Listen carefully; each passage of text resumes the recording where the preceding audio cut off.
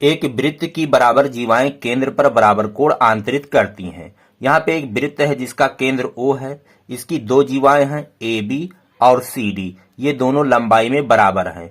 इसके द्वारा केंद्र पर बना कोण ये वाला AOB है और इस जीवा द्वारा केंद्र पर बना कोण ये वाला COD है। हमें सिद्ध करना है कि ये वाला कोण इस वाले कोण के बराबर है। तो कैसे सिद्ध करेंगे? सबसे पहले जो दिया है उसे लिखेंगे।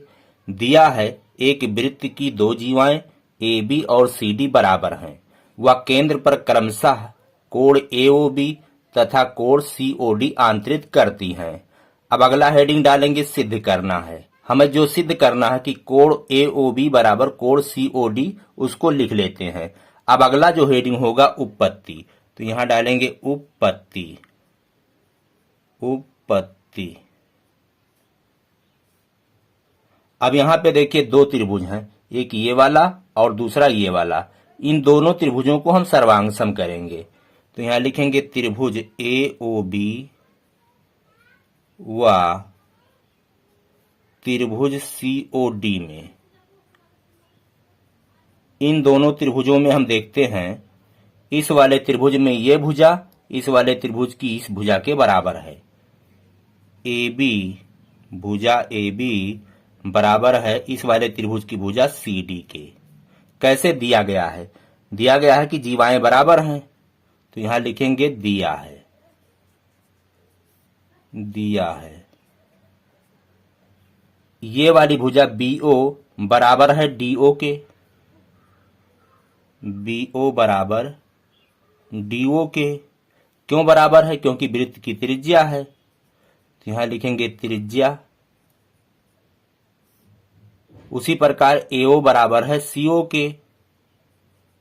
AO बराबर है CO के।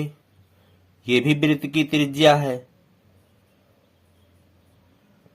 तो इस वाले त्रिभुज की तीन भुजा इस वाले त्रिभुज की तीन भुजा के बराबर हो गई। इस तरह से दोनों त्रिभुज सर्वांगसम हो गए। तो SS यानी भुजा भुजा भुजा सर्वांगसमता से ये दोनों त्रिभुज जो है त्रिभुज AOB वो सर्वांगसम हो गए। ये सर्वांगसम का चिन्ह है त्रिभुज COD के। अब अगर ये दोनों त्रिभुज सर्वांगसम हो गए तो इनके संगत भाग बराबर होंगे। तो इस तरह से हम लिख सकते हैं कि इसलिए इस वाले त्रिभुज का ये कोण और इस वाले त्रिभुज का ये कोण बराबर हो गए। तो कोण AOB बराबर कोण COD। यहां पे लिख देंगे CPCT। सर्वांगसम त्रिभुज के संगत भाग बराबर होते हैं।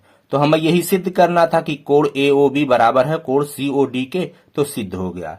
यहाँ पे ध्यान दीजिए कि अगर कोई और जीवा हो जो इसी जीवाओं के बराबर हो तो उसके द्वारा भी केंद्र पर बना कोण बराबर होगा।